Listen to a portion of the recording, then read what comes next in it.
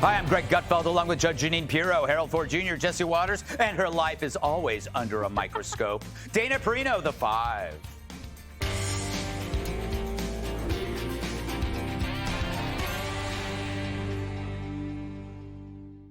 Just moments ago, President Trump saying that he feels safe as he storms his old stomping grounds of New York City, where he's set to hold a big rally later tonight. But before that, he made one incredibly important pit stop, kicking back with the most handsome host to ever exist. Mr. P, how's your golf game? Well, haven't been thinking about it too much lately.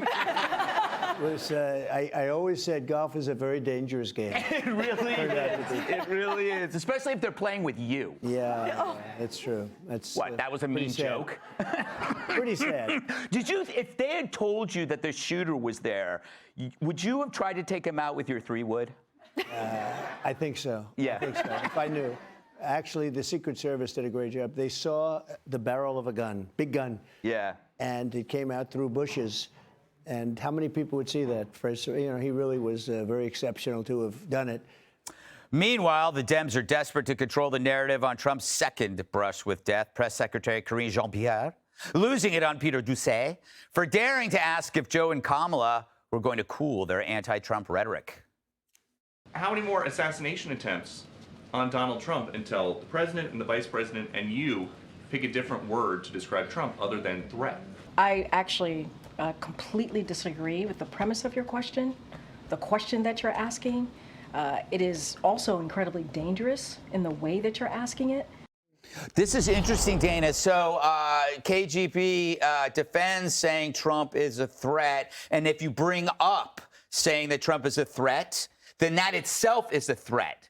So if I bring this up to you saying that what just happened, does that mean that we just made the threat even worse? I guess so. It's exponentially so. Yes, it's like those Russian dolls. It just gets more and more. And worse. That reminds me of my dream when I was late to the plane and I couldn't get here, but here I am. It must have been the full moon dream. Congrats on the interview, because I think that's a great venue for Trump. Yeah. Kamala Harris would never do that venue. No, I don't think so. Because it's spontaneous and you have to have substance and a quick wit and an ability to get a laugh. And we don't have an open bar. That's the other problem. That's difficult. And that's one of the reasons I don't come on that much anymore. One of the problems, I think, for the Democrats is not just what Karine Jean-Pierre said, but what they want a constitutional officer of the United States has said, and that's Tim Walz. Let me read to you what he said yesterday. He said, "There's no guarantee to free speech on misinformation or hate speech.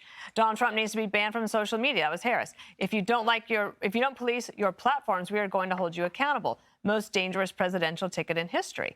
And he has gone on to say that basically it's utterly something that is utterly disqualifying when he said, you don't have a right to this free speech. Yeah. Like, sir, it's in the First Amendment. I know. It's in the title. It's crazy. It's crazy, Jesse, because they always say it's going to be Trump or the Republicans that are going to take away our rights. And right there, he just took away your right to speech. Well, I mean, I don't want Doocy asking questions either. That guy is annoying. Everybody knows that. I thought Trump was great on your show because he actually listened. You don't usually see him stop and let other people talk. And I can't wait to see it tonight at 10 o'clock. And I'm just saying that. I'm not really going to watch it. No, of course not. But I know, it looked good. He looked relaxed. And then all of a sudden he leaves and he goes down to the Lower East Side to a Bitcoin dive bar. Yeah.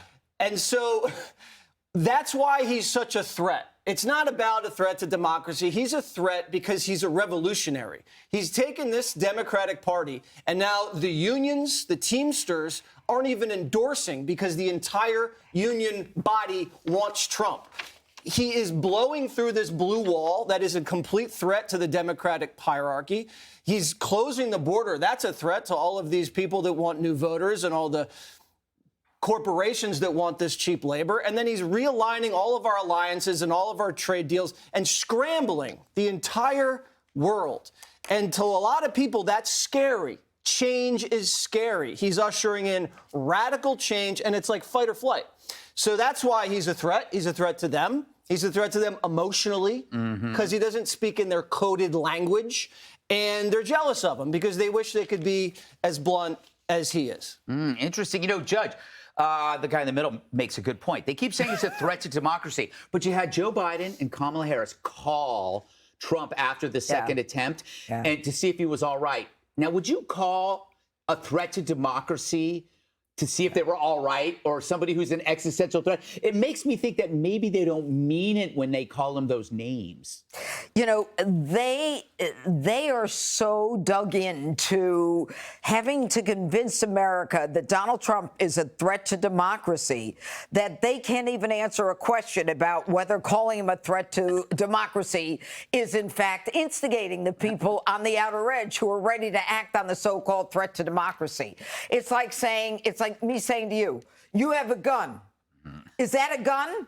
And you say to me, that's a dangerous question. But you have a gun. Yeah. And that's the way they are. I mean, it's about politics over people. It's about power over people. And the realignment of the parties, the fact that the Republicans are holding more weight with the Teamsters is really an example of what's going on in America. He speaks to Americans. He speaks to the things and the issues we're concerned about. He speaks in a very clear language. He speaks a lot. He's on his way to Uniondale, I think, tonight. And this is a guy, look, anybody else would be suffering from post-traumatic stress syndrome or under a desk. They shot at him once and hit him, and they're ready to shoot at him again, and he wanted to finish the game. Yeah. I mean, that's the way he is, and that's exactly who we need to take out those people who are more interested in power than they are in the people in this country. Yeah, Harold, in your face. You know, it is interesting. We were talking in the green room. You said, wow, the Teamsters, for the first time in decades, didn't endorse a Democrat. Is it because men just can't vote Democrat anymore because it's a woman's party? What have I done to myself, Greg? Help me. Those were your words. Again, we should go to the tape on this to see if this was said. First of all, I'm looking forward to seeing the interview as well. For you, listening to you at the start of that, a little dig there, you saying it means you're going to be you. So I'm looking forward. Everybody should know you'll be you on this. First, when President Trump, he got a call from Vice President Harris. I heard the rally. He said it was a good call. It was a nice call. And some people I think in the audience were booing him. He said, no, it was a good call. She was very nice to call. So I hope at some level gives people in the country some assurance that some things are said during these campaigns. And sometimes these candidates don't mean it all. And we shouldn't take it all as if they mean it all and react. But So we shouldn't believe them.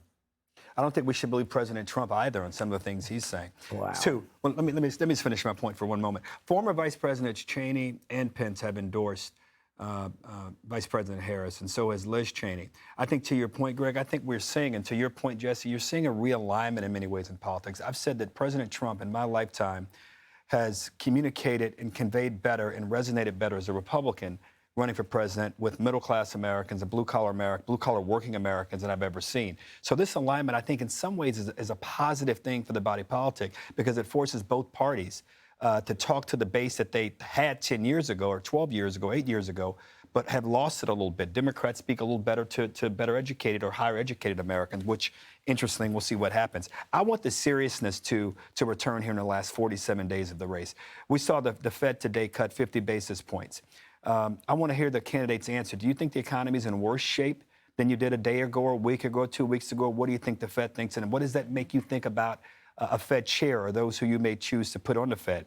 The debt is higher than it's ever been. Does this Fed cut help as you think about how you're going to create jobs?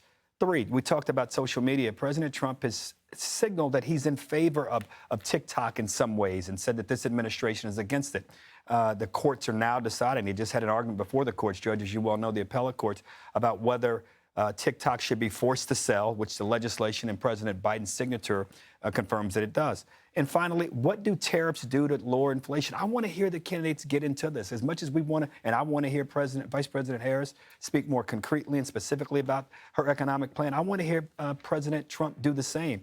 I know you probably got at some of these things tonight, Greg, but and if you didn't get to all of them, I hope in the last 47 days, that's what we get at, because I think that's what's on voters' minds as much as anything. I mean, he answered about the Fed cut. He said the economy is either in worse shape than anybody really thinks, or the Fed's playing politics. So what do you do? So I understand it. You and I could do that. My 9-year-old son did that. What now do you do to? Does that make you react differently about your economic plan? Do you want more tariffs, fewer tariffs? Well, he was at a dive bar on the Lower East Side, so I'm not sure we had time to get into that. But I know he answered it, and Kamala didn't.